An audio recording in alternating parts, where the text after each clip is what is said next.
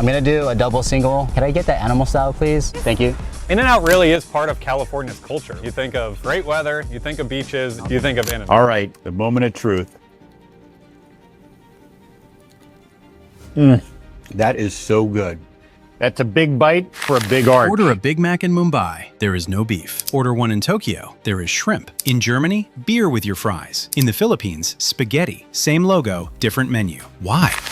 McDonald's runs over 41,000 restaurants in more than 100 countries. They serve more than 65 million people every single day. By size, it is one of the most recognizable brands on earth. By menu, it is one of the most different. The bun you bite in Riyadh is not the bun you bite in Reykjavik. The chicken sandwich you order in Bangkok would not exist in Brussels. And that is not a mistake. That is the entire business strategy. There is a name for it: glocalization. The word started in Japan. In Japanese marketing, there is a concept called dochakuka, local adaptation applied to global business. When Western multinationals flooded into Japan in the 1980s, Japanese executives noticed something. The brands that won did not just plant a flag and copy-paste their home menu. They adapted. The British sociologist Roland Robertson translated dochakuka into a single word in English in the 1990s: glocalization. Think globally, act locally. McDonald's would become its most famous practitioner. And McDonald's is not alone. KFC, Burger King, Starbucks, Subway, every global food brand on the planet plays some version of this game. McDonald's just plays it best, in the most countries, at the largest scale. The story of why a Big Mac in Mumbai is not a Big Mac in Manhattan is the story of how modern brands actually conquer the world. To understand why this matters, look at India. McDonald's opened its first Indian restaurant in Mumbai in 1996. By any normal business logic, this should have been impossible. India has over 1 billion people, but around 80% are Hindu. Hindus do not eat beef. The cow is sacred. India also has roughly 15% Muslims, who do not eat pork. The classic McDonald's menu is built on beef and pork. In India, that menu cannot exist. So McDonald's threw the menu away. They built one from scratch. The headline product became the Maharaja Mac, now a chicken-based double burger styled to look like the Big Mac, but with no cow involved. They created the McAloo Tikki, a spiced potato patty in a bun, completely vegetarian. They invented the McSpicy paneer for Indian cottage cheese. Today, roughly half the menu in an Indian McDonald's is vegetarian. They even split their kitchens, vegetarian and non-vegetarian food cooked on separate equipment, with color-coded uniforms for the workers. Some restaurants are fully vegetarian, including the ones near sacred Hindu sites like the Golden Temple in Amritsar and Vaishno Devi. And it took work. McDonald's India built its own supply chain inside the country. They source potatoes from Indian farmers, cheese from Indian dairies, bread from Indian bakers. Most of the supply chain is local. Some of those farms now sell to McDonald's all over Asia. The chain didn't just adapt the menu, it built an ecosystem. It worked! India now has hundreds of McDonald's locations. None of them serve a single beef product. None of them serve a single pork product. And the brand still says McDonald's on the door. Now look at Japan. McDonald's opened in Japan in July 1971. The first store was in Ginza, Tokyo's most expensive shopping district. From day one, the Japanese arm operated with serious autonomy. Den Fujita, the eccentric businessman who ran McDonald's Japan for over 30 years, famously told the Japanese press that eating McDonald's burgers for 1,000 years would turn the Japanese taller and blonde. He was kidding, mostly. They built a menu that respected Japanese taste. Smaller portions, more seafood, more seasonal items. The teriyaki McBurger uses a pork patty in a sweet soy glaze. The ebi filet-o is a shrimp patty in a bun, and it sells year-round. Every autumn, McDonald's Japan releases the Tsukimi Burger, a moon-viewing burger topped with a fried egg meant to resemble the harvest moon. They have done this every year since 1991.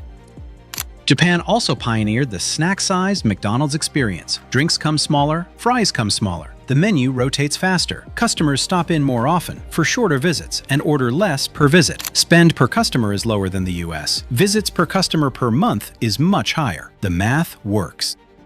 Now Saudi Arabia and the rest of the Muslim world. Every McDonald's in the Middle East is halal. The chicken is slaughtered according to Islamic law. There is no pork on the menu, and there has never been pork on the menu in any McDonald's in Saudi Arabia, Pakistan, Indonesia, or any Muslim-majority country. The flagship local product is the McArabia. It's a flatbread sandwich, grilled and folded, filled with chicken or kofta. It looks more like a shawarma than a burger. That is on purpose. It is built to feel native to the Levant. For many years, Saudi McDonald's also operated with separated seating sections for families and single men, in line with local custom. Some restaurants in the kingdom would close briefly for daily prayer times. The brand bent to the country, not the other way around. The Philippines is one of the most interesting cases.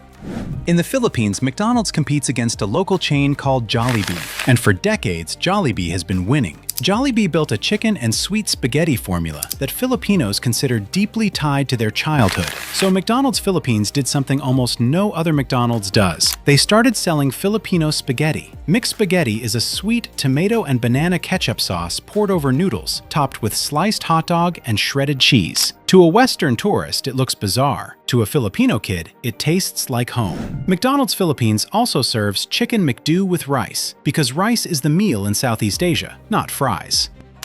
Localization is not optional. In almost every Asian market, McDonald's is fighting an entrenched local burger chain that already knows the country's taste. Jollibee in the Philippines, Loteria in South Korea, MOS Burger in Japan. KFC dominates parts of China because it adapted faster than McDonald's did. In each of those markets, McDonald's that just sells American food loses. McDonald's that learns the language wins. In France, the story flips entirely.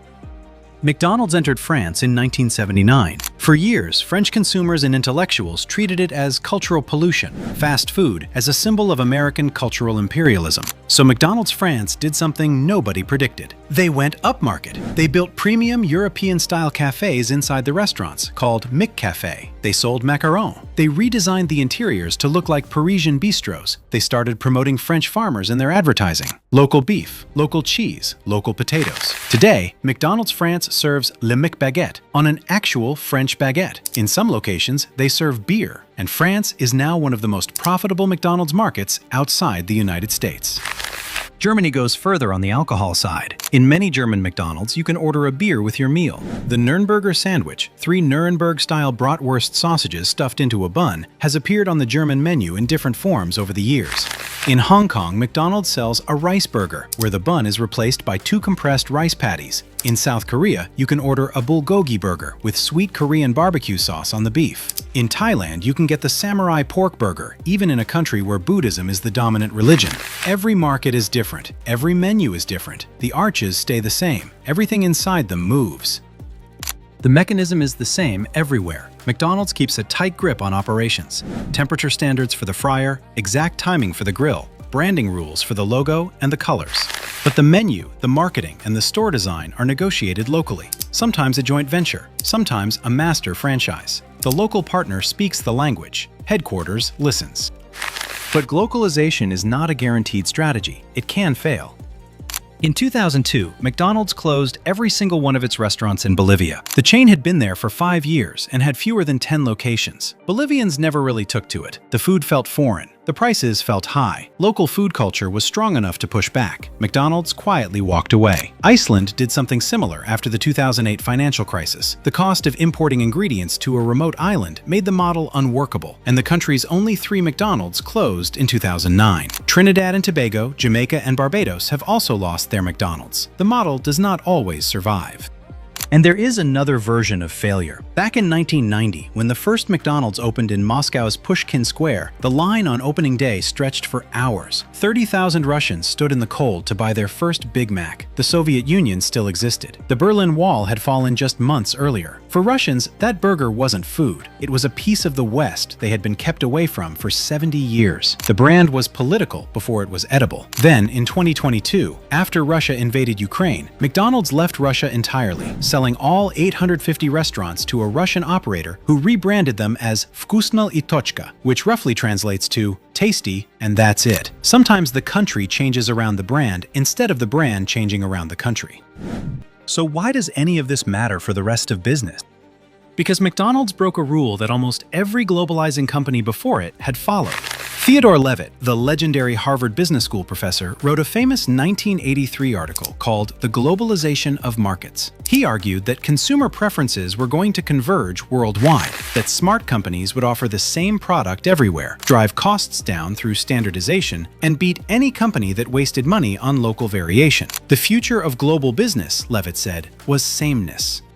McDonald's bet against him. They standardized the things that did not need to vary: the brand, the layout, the kitchen workflow, the customer experience, and they varied everything the local culture cared about. The result is a brand that feels familiar in every country and native in every country at the same time. That is the trick. That is the entire trick. And almost every successful global consumer brand today, KFC in China selling congee, Starbucks in Italy serving cold brew, Nike running entirely separate sneaker drops for Tokyo and Lagos, is running the same playbook.